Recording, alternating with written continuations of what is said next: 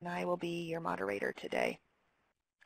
Our webinar today is focused on youth participation in peace building in conflict and post-conflict environments, and it's basically a case study about Tajikistan. It shares findings from one of our grantees, the Eurasia Foundation of Central Asia, and some of the work that we had helped fund. YouthPower Learning is a USAID-funded project. Its main goal and mandate is about advancing knowledge to transform the lives of young people. We really work towards generating and disseminating knowledge about the implementation and impact of positive youth development and thinking about cross-sectoral approaches in the international development space. We're leading the research and evaluations, learning networks like the one that you've come in through for the Youth in Peace and Security, and a variety of events like these webinars that are designed to build the evidence base and inform the global community about how young people are pursuing their aspirations, empowering them to contribute to and benefit from the creation of more peaceful and prosperous environments. We at YouthPower Learning are also providing support to USAID missions, largely through youth assessments and evaluations, supporting strategy and program design, and other technical assistance through field support buy-in options. So for those of you who are less familiar about positive youth development, I want to share a little bit about just what is PYD. We had helped set out the definition of positive youth development for USAID, and we defined it as positive youth development engages young people, along with their families, communities, and/or governments, so that youth are empowered to reach their full potential. PYD approaches build skills and assets, competencies, they foster healthy relationships, strengthen the environment, and transform systems. And as you can see on the slide, we recognize how PYD programs recognize youth inherent rights, and the results in youth who have assets, and so thinking about those skills and those competencies that they have.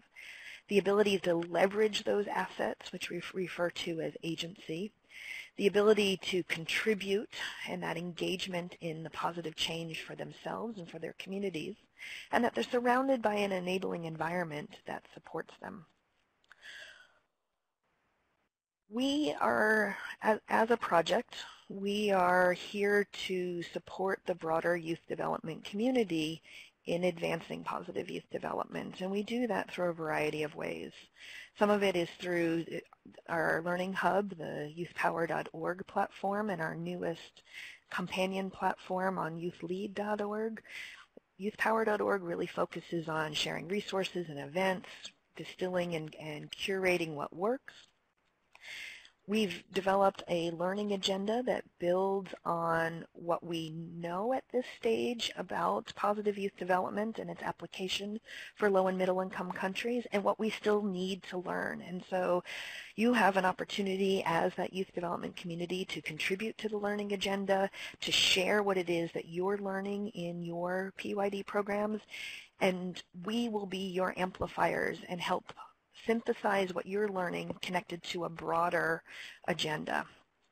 If you're under the age of 35, we invite you to join us on youthlead.org. It is a platform for young change makers to provide networks and resources, funding opportunities, and be a space, a market space for helping those young change makers make the differences that they seek to do in their communities and nations. And if you are over the age of 35, like myself, you can come join as a sponsor, as a mentor, and so we also welcome you to come join. I imagine most of you are connected in some way to our Youth in Peace and Security community of practice, but if you are not, and if you're new to this space, I welcome you to join one of our communities of practice as an opportunity to be able to network with those that are like yourself. One of the ways that we have partnered in times past is through our grant under contract mechanism. To date, we have awarded 18 grants that are at the overarching level, contributing to learning about the application of PYD. The grant we will talk about today was inspired by our Youth in Peace and Security Community of Practice and was one of 4 grants awarded to advance the evidence base of youth civic engagement in effective peace building or in countering or preventing violent extremism. Today's webinar shares findings from our grantee, the Eurasia Foundation of Central Asia, about youth participation in peace building. With us today is Dr. Parviz Mulanjov. He's a political scientist and a historian, senior advisor to the International Alert Office in Tajikistan, and a former chairman of the board of the Tajik branch of the Open Society Institute. Parviz was a leading researcher for our grantee, the Eurasia Foundation, and led the report, The Contributions of Positive Youth Development in Tajikistan to Effective Peace Building and Countering and Preventing Violent Extremism, the Successes, Limitations, and Recommendations. Also joining us is Gilbert Wendandata. He's a conflict and youth expert dedicated to helping young people develop leadership qualities and finding better transitional pathways to adulthood.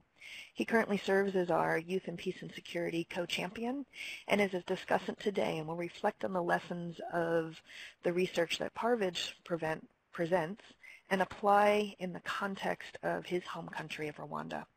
So Parviz, I hand it over to you to share your research, and I'm looking forward to the discussion.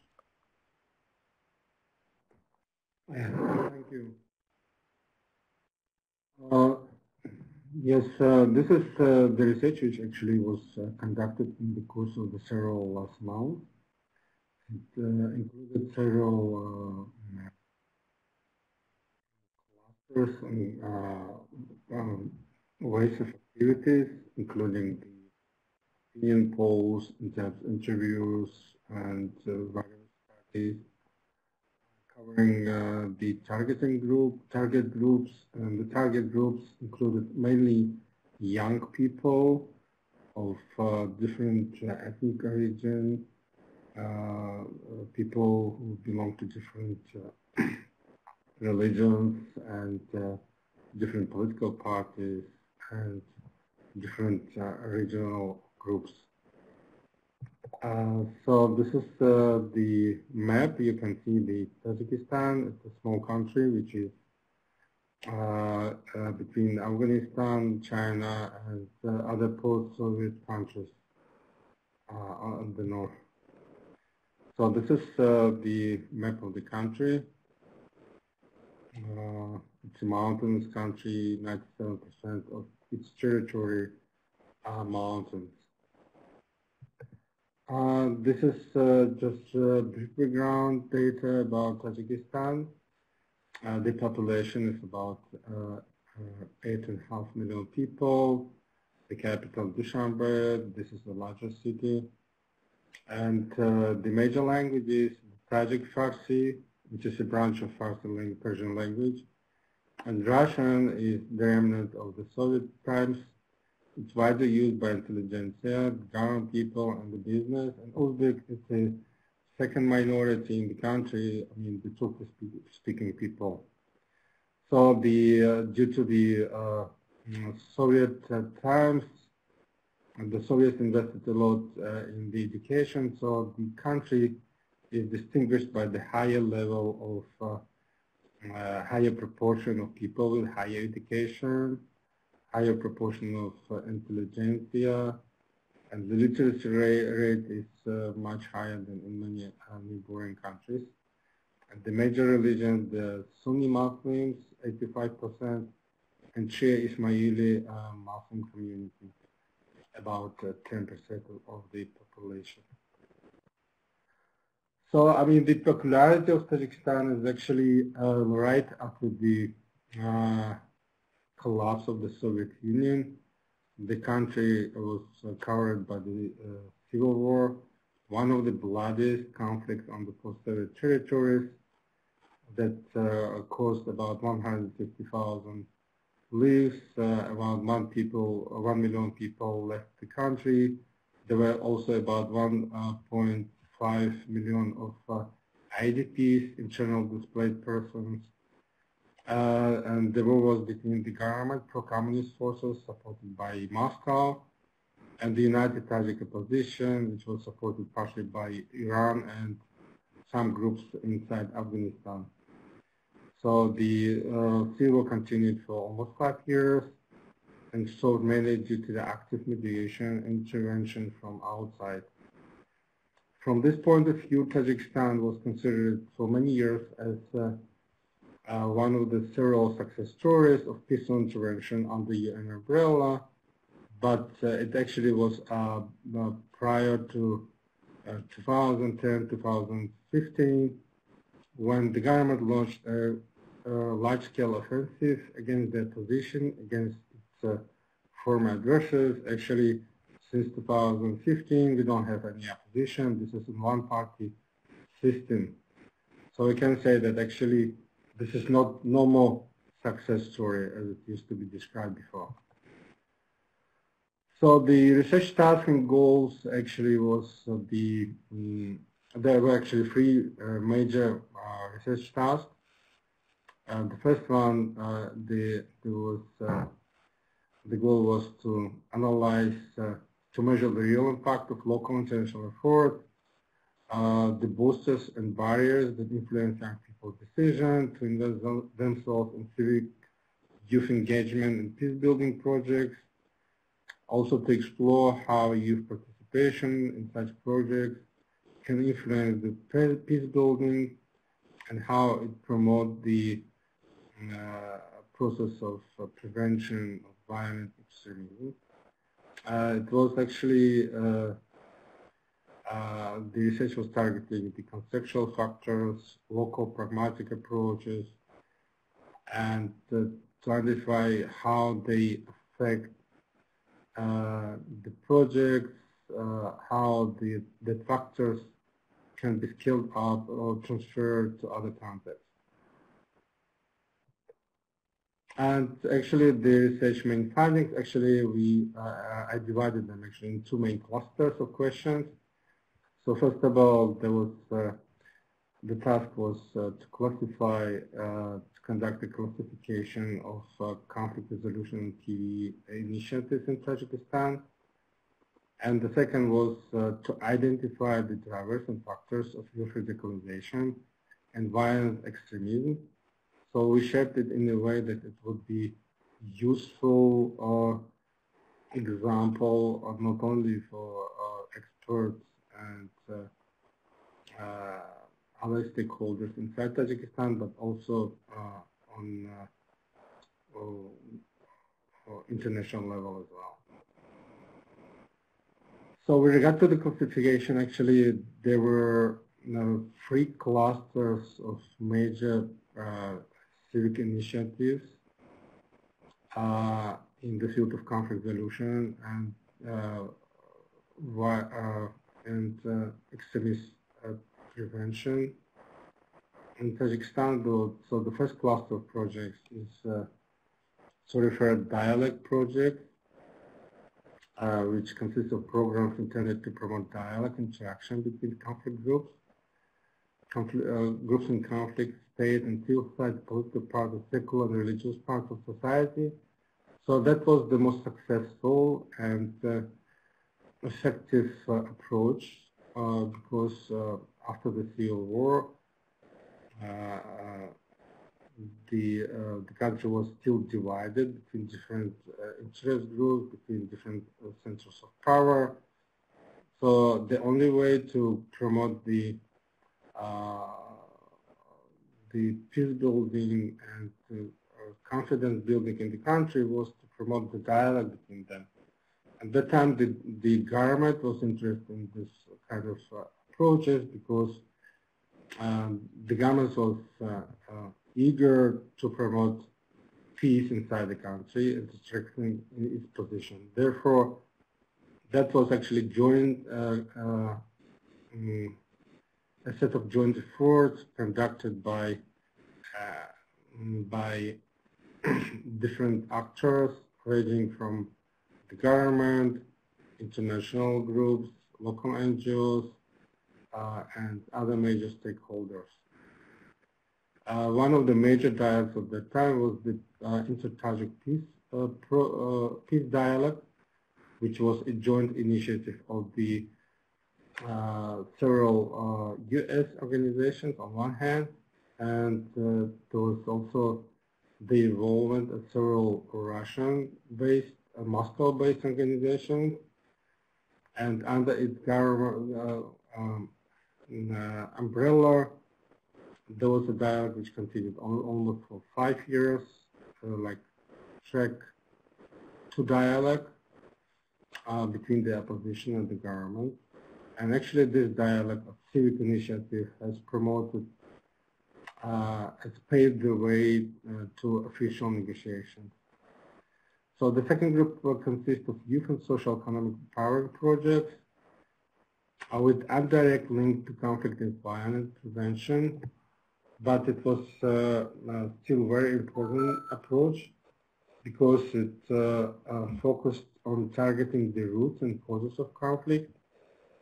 It was targeting social economic factors that promote radicalization, and the intention was actually to build a solid ground for further promotion of peace inside the country.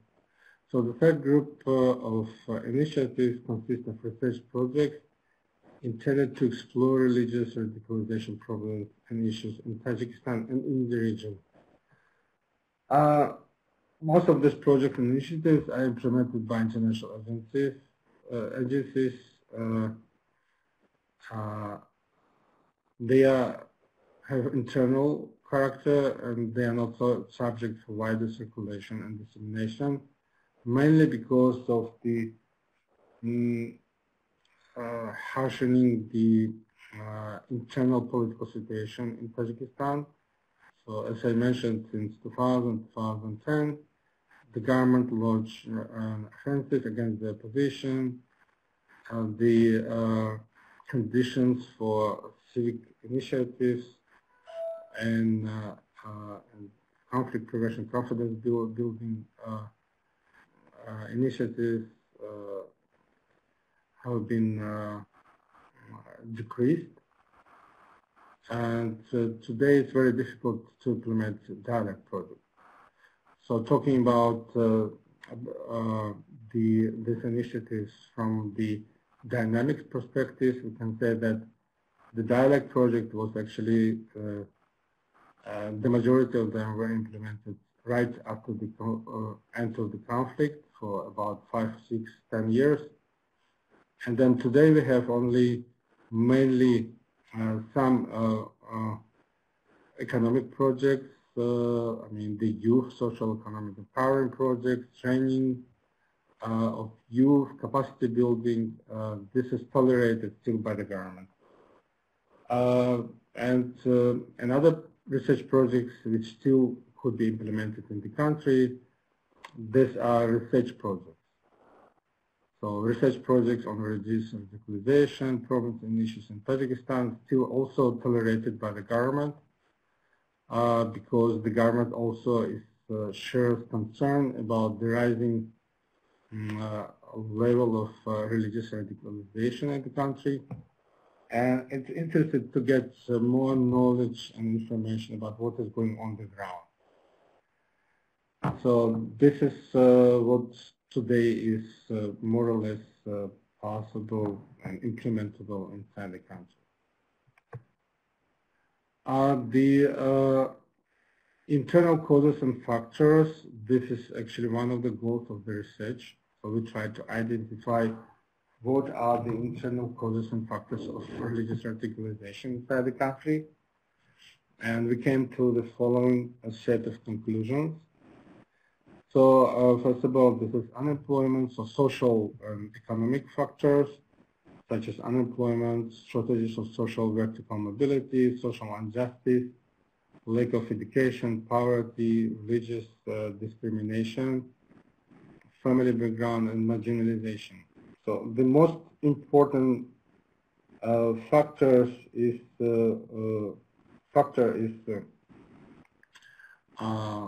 social injustice. and lack of social and vertical mobility. Because as we found out from our discussions with the respondents, this is the major problem for many young people. They find themselves stuck within their social niches, unable to improve their social status, unable to improve their economic conditions. They're kind of unable to break the boundaries of their own surroundings. And also another one very important cause, this is marginalization of a considerable part of society, because many people, they lost their jobs, they are forced to go to labor migration, they engaged in the activities which actually do not correspond to their education, previous education, to their diplomas. So like teachers are working in the bazaars, they're forced to change their occupation. And this is a very painful situation for many people, especially young people. So we identified also youth vulnerable groups. First of all, disconnected youth, those aged of between 16 and 24, who are not in school and not employed.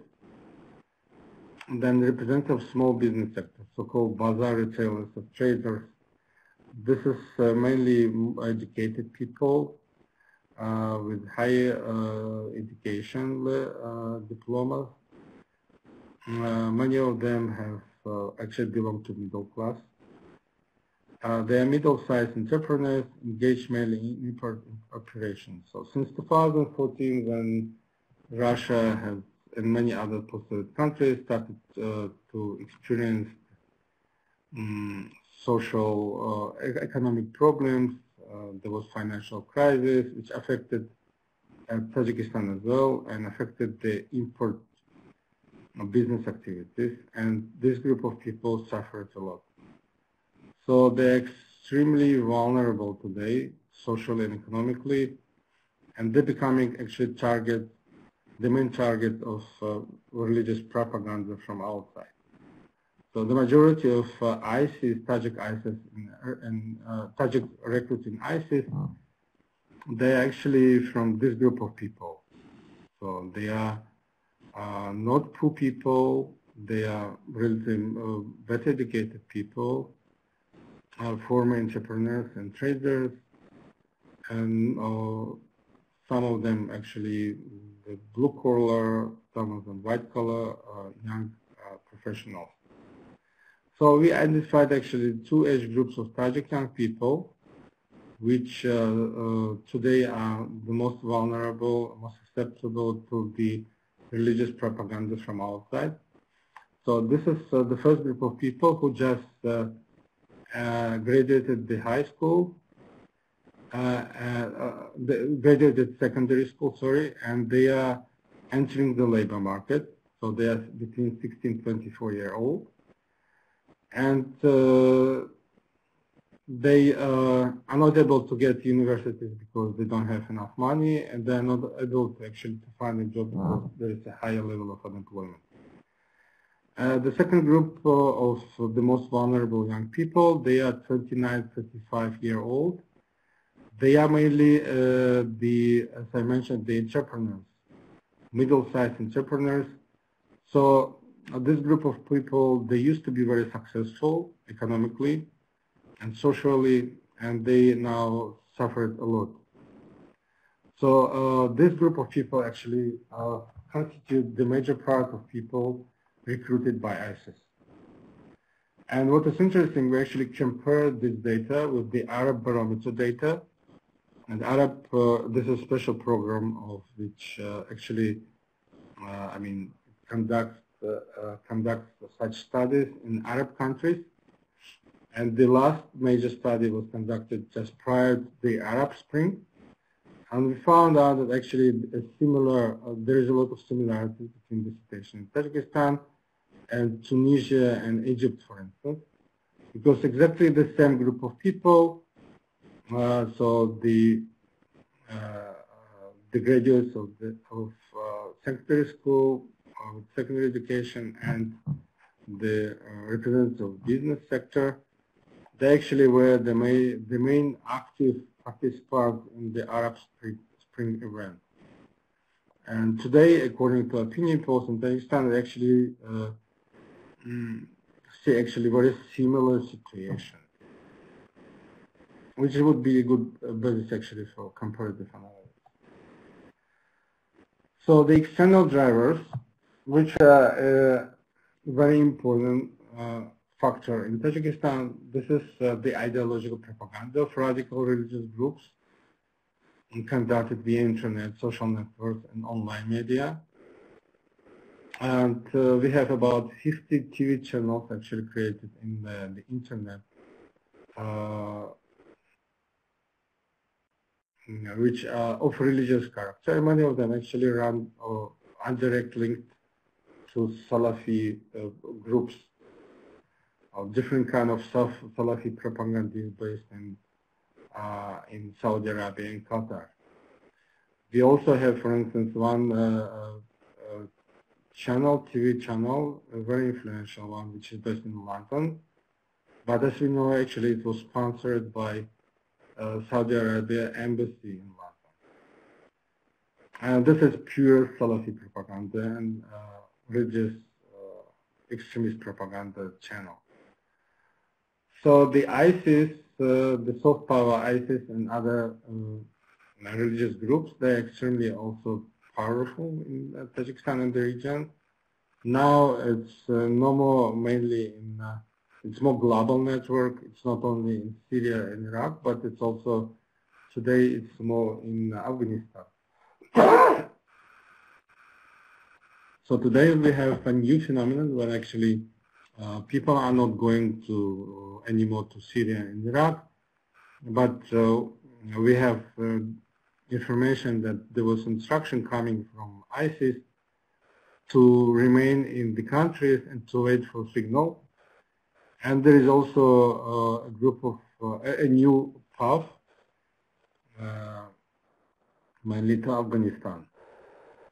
And geopolitical impact, geopolitical factor, the rivalry between Iran and Saudi Arabia, it makes a considerable impact on political movements and radicalization in Muslim countries across the globe. So we can say that actually Tajikistan and many Central Asian countries, post-Soviet countries, they actually become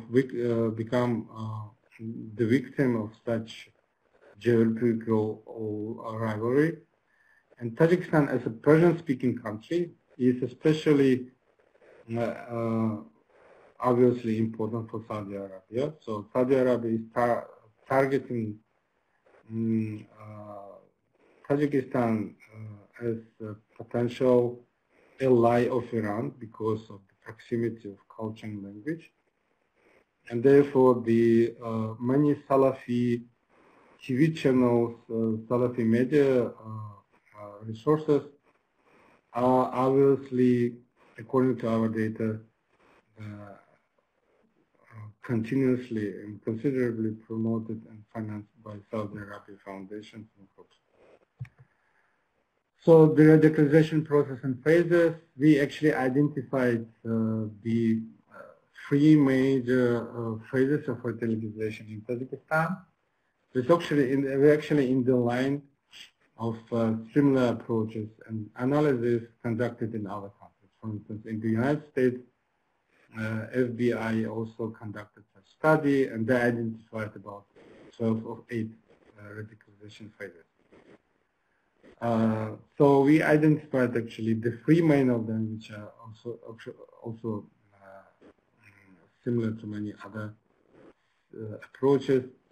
So first of all, the pre-radicalization phase, also defined as social marginalization, when individuals and social groups, under the influence of various economic social factors, such as inclusion, injustice, economic crisis, lack of vertical mobility, they become extremely susceptible vulnerable socially, and they assume a critical attitude towards the surrounding reality, political system, ruling regime, social order, etc. So it's not religious radicalization so far, but it's already a rejection of, in more actually social protest. On this phase, people still are not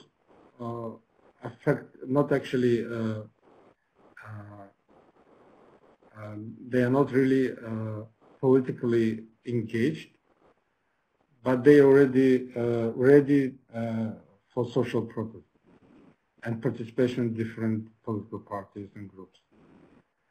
And the next phase is self-identification, defined also as conversion to an identification with radical Islam, during which individuals begin to explore and embrace the Salafi ideology. And indoctrination is the phase in which an individual progressively intensifies his her beliefs and fully adopts jihadi Salafi ideology. And in this time, this is actually the beginning of terrorist activities and their affiliation with different kind of terrorist actions and attacks on other groups in the public. So we can say that actually they are all interrelated, but it's also very important for Tajikistan not just to know that the religious radicalization doesn't start right away. This is a long process, and then the slow process of transformation of mindset, of personality, when he and actually the interference from outside could be made in any of the stages, but it's better if it's done on the first phase, when the self-identification and inclination could be prevented. So therefore, it's so important for international stakeholders to analyze the situation on the ground and actually to identify, for instance, the certain group of people on which phase they are now located, and how to define and how to design the intervention approach to prevent the further radicalization of this group. So the lesson learned with regard to radicalization factors. So the Tajik experience proves the special importance of pre-radicalization, social marginalization period, when there is social injustice, unequal access to resources, lack of vertical mobility, social lift, which is proved to be especially important for many developing countries and especially for Tajikistan. And also the rising impact of religious propaganda, a new phenomenon for the country, because for many decades the country was actually isolated from the rest of Muslim world. But after the collapse of the Soviet Union, both the government and both the civil society found themselves unprepared for such offensive ideological offensive from outside. So this, here you see the lessons learned PV programs. So the experience of Tajikistan shows that actually the social partnership is especially important.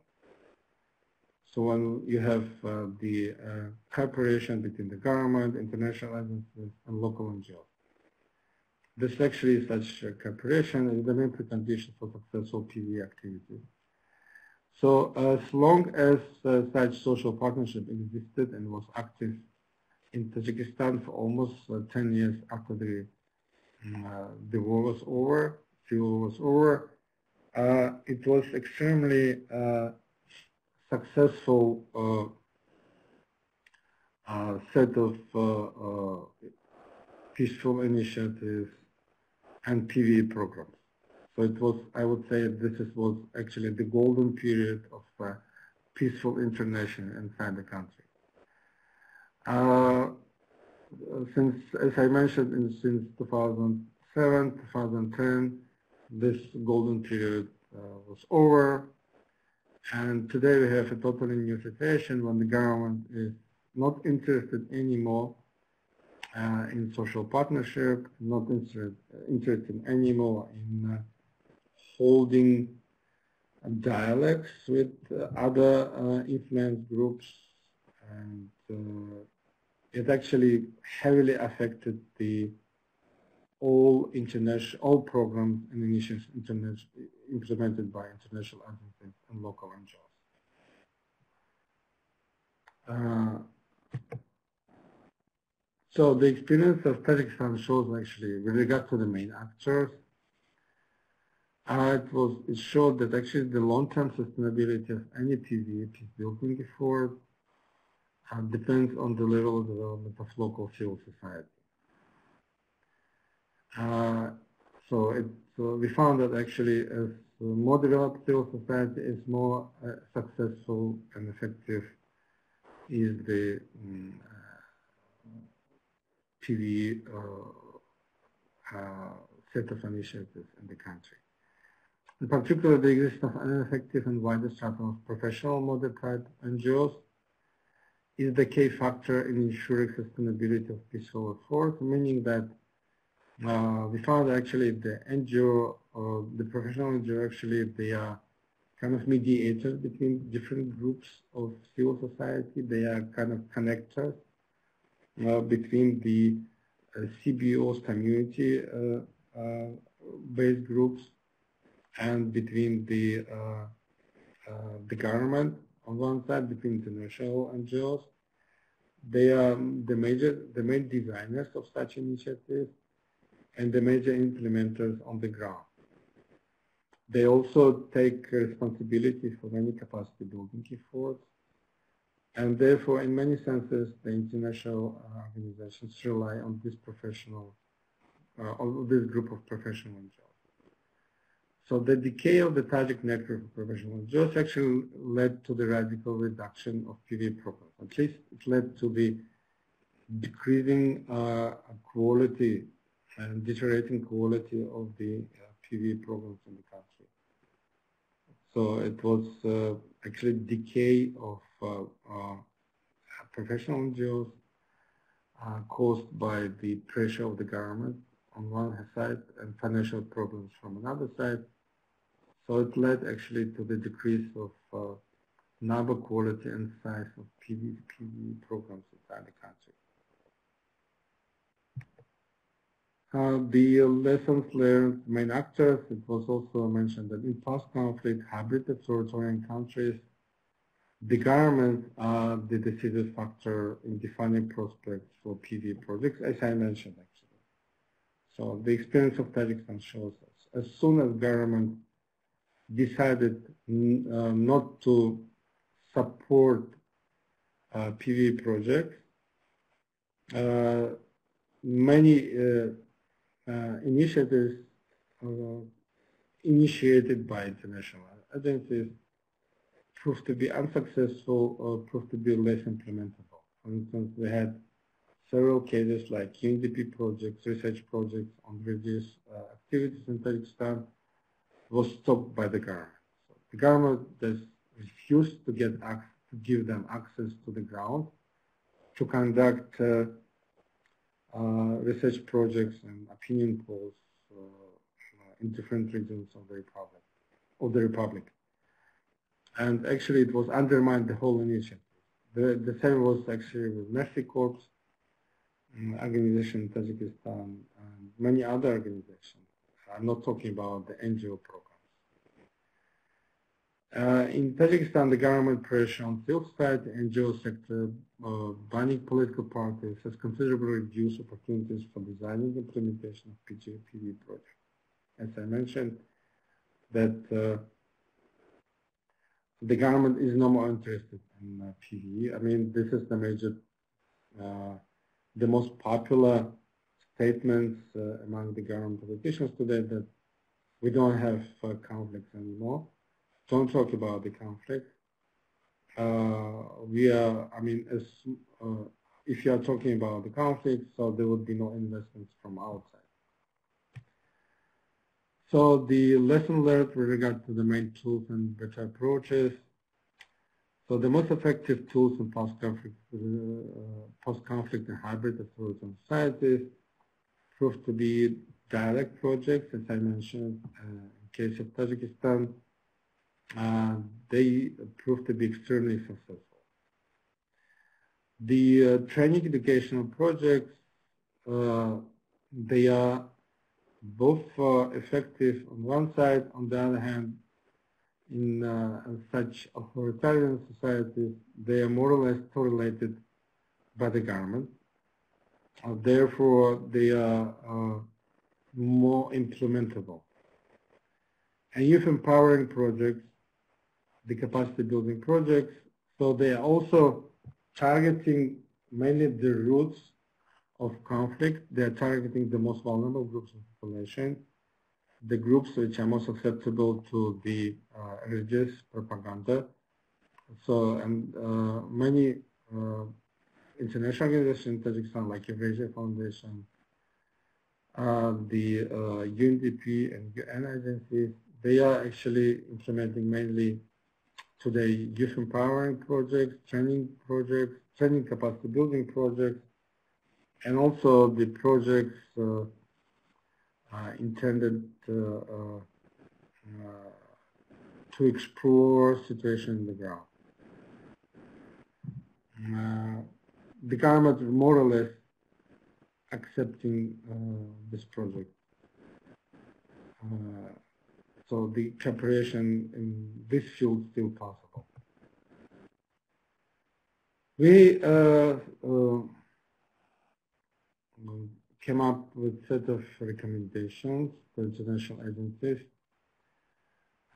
First, there's still a shortage of research and studies on the youth and youth radicalization problems, which partly caused by the resistance of the government for many years. So the government still is not willing to implement many, even research projects. And there is a long process of design, the long process of approval, coordination, and therefore there is a need to promote and support further exploration, research, and analysis of the youth issues, youth radicalization, and youth problems, online propaganda of radical organizations, social economic factors, and causes of radicalization. So many experts told us actually that we are far behind the process. So the situation on the ground is changing very fast. There is process of so-referred Salafization of society, the rapid penetration of radical ideas, extremist ideology inside the society, inside the so-referred traditional clergy the moderate clergy.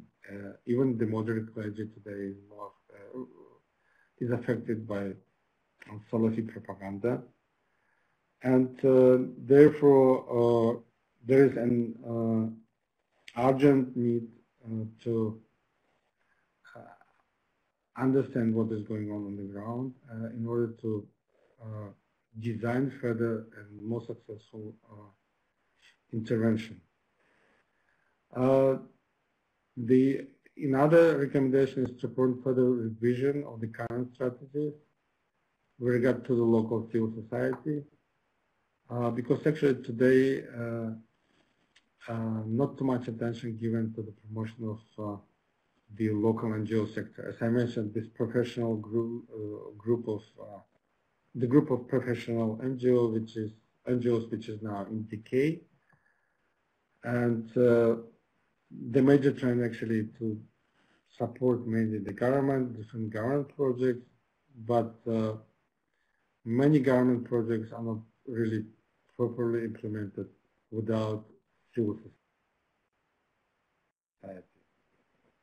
There is widespread corruption, there is that effectiveness, the bad management, and many international stakeholders that believe that without this group of professional NGOs, many PV projects are not really successful.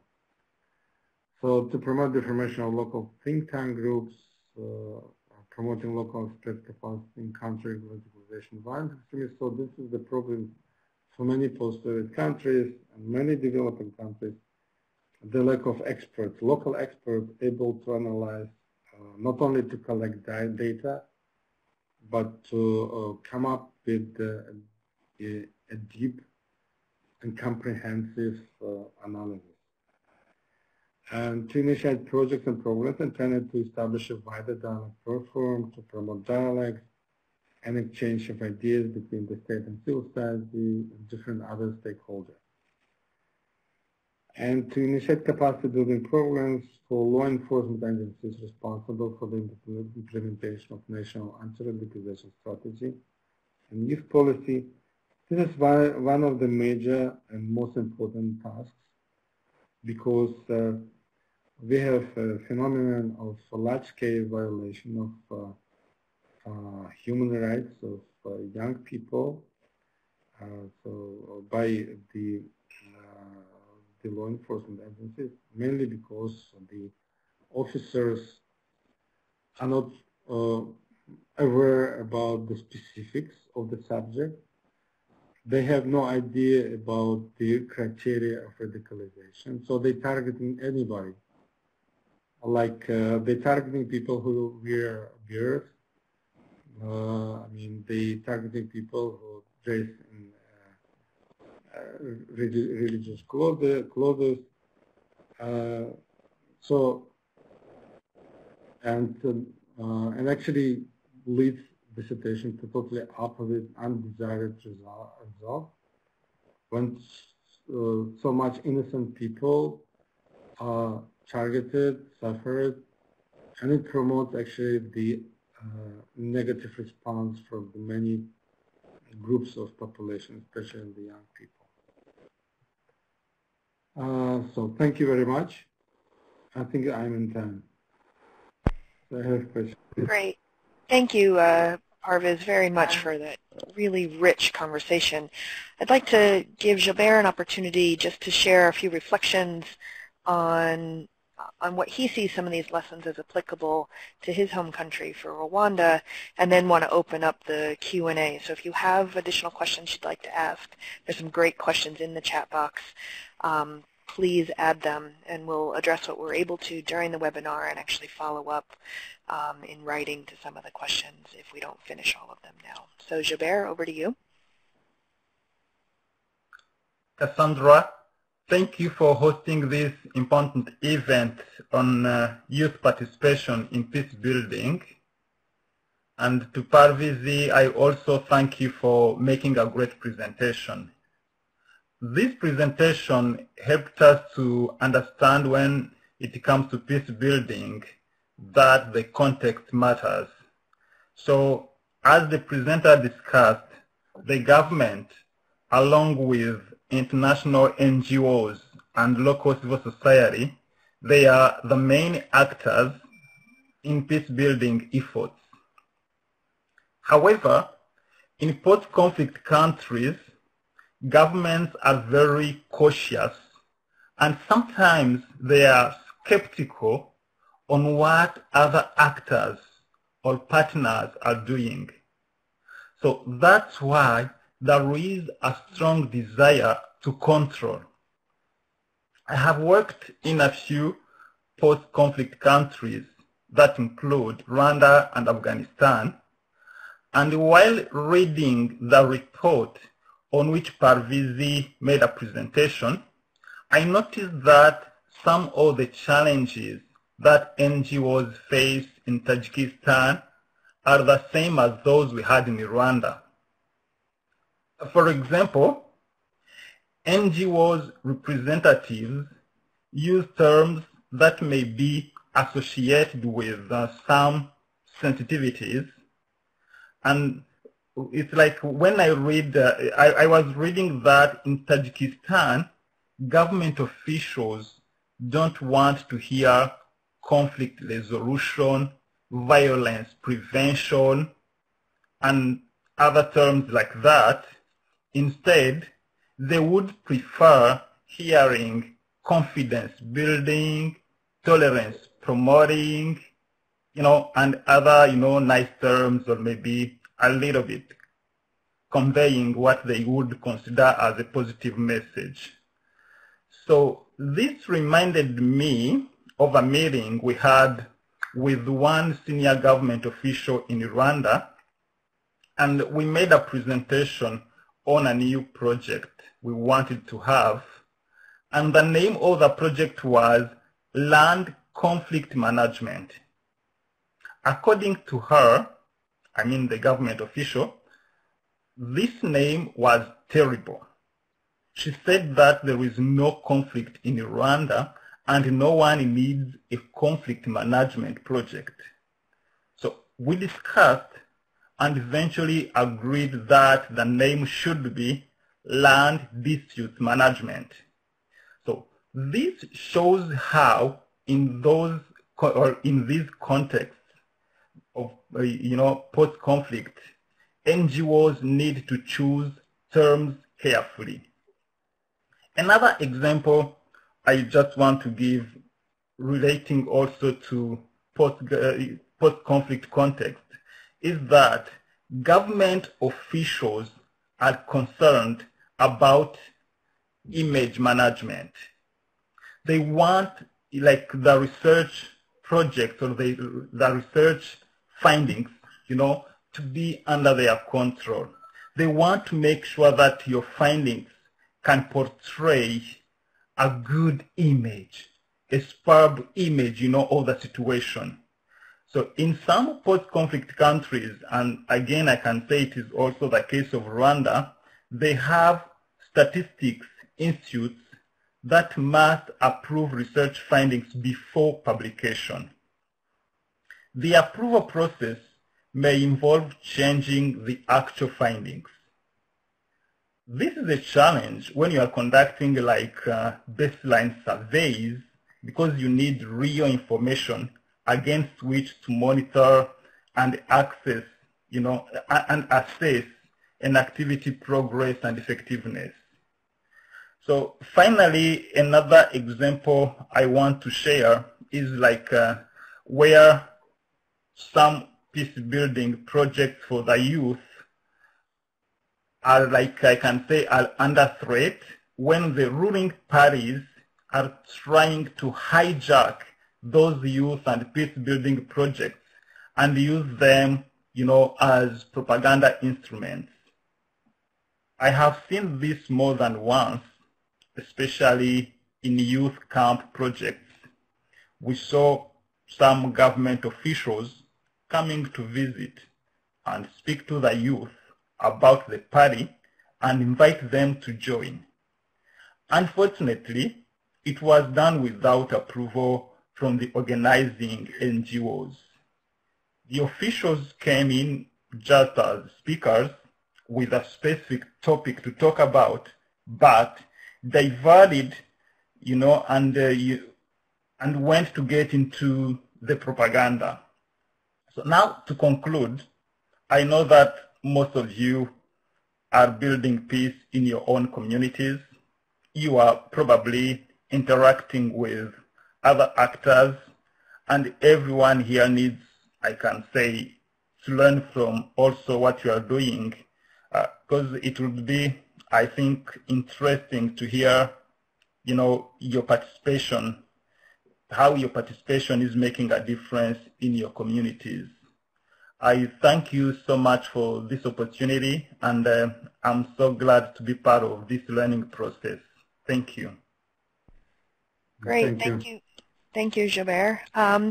We've got a lot of great questions in here, and so I'm going to do a little bit of grouping across some of these questions. Parviz, I had some questions actually, so did Divya. She was asking around gender considerations. Where, what kind of differences did you see around some of the different types of project classifications? Were there any specific initiatives that were targeting young girls? Did you see different impacts? Like, could you talk about some of the gender considerations that came out or that might not have come out through your research? Yeah, there was a red line, actually, gender mainstreaming in almost all initiatives implemented by international agencies, almost all PV initiatives. So starting from the time of the Civil War in the first post-conflict years, there was initiatives actually to target the conflict rules by involving women and girls, because they had in many cases they had more better capacity to communicate with between different communities. They were great mediators as usual, and I mean, many international agencies were conducting a set of tolerance building projects using local gender NGOs. So for many years, gender NGOs actually were one of the most active part of the professional NGOs network. Today we have a number of such projects and mainstreaming in the PV project, targeting the amnested women and girls returned from ISIS in Syria and Iraq. So we have a rule inside the country so that I mean, whoever actually decided to come back voluntarily, he or she usually they are amnested. So we have now about several hundred such returnees, many of them women and girls. Many of them have children. They just came back from abroad. So now there is a new set of projects coming out with the potential approval from the government, with the idea to target this group of people, promoting their rehabilitation, psychological, ideological rehabilitation, economic rehabilitation, reintegration inside the society. And there is also a number of the capacity building projects targeting young girls in the sphere of education, training, etc., etc. So I would say that this is one of the mainstreaming, because actually the government also positively responds to this particular initiative.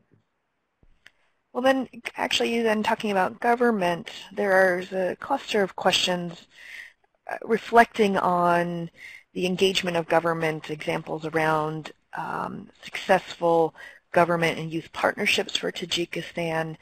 Shaman raises some points about how crucial it is that we have buy-in from governments. And so thinking about the effective engagement of them and thinking about some of the points you raised of lack of political will in the face of some really good policies that are in place, like the National Anti-Radicalization Strategy. So could you reflect a bit on the role of government? How do we engage them? Do you have some examples of successful youth partnerships? As many other governments, I mean, a typical government actually consists of several wings and groups inside. So I would say there is a group of so-called pragmatists made up by certified professionals who understand the necessity of such programs, who understand the necessity to implement some projects, PV projects as well.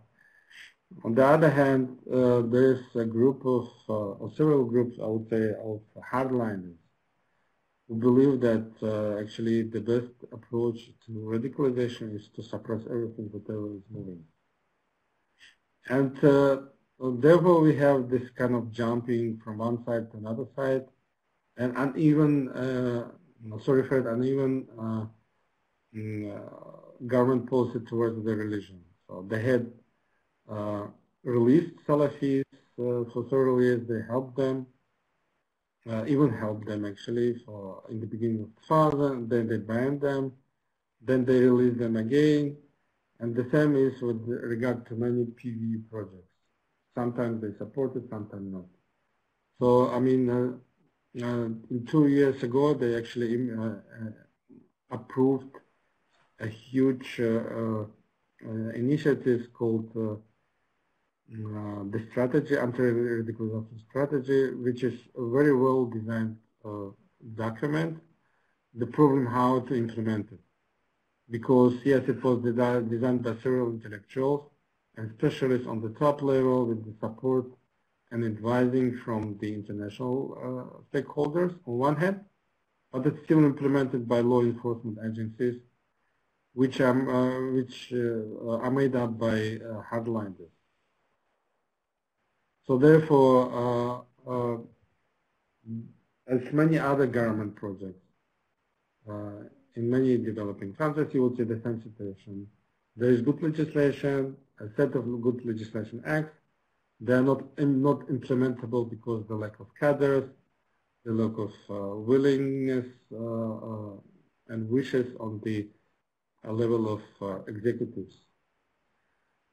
Therefore, I mean, yeah, I mean, we have good projects, but the problem with the implementation.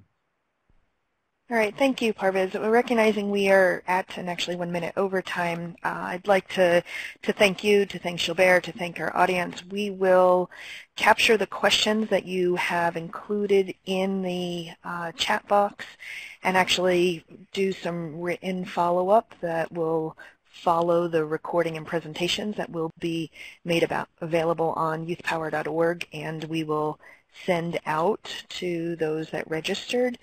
In terms of just next steps, a lot of you have seen this slide before if you've joined our webinar, but just we really do want to engage and hear from you and be able to amplify your work. So thank you for participating today, and visit us on youthpower.org. Thank you. Thank you. Thank you very much. Thank you.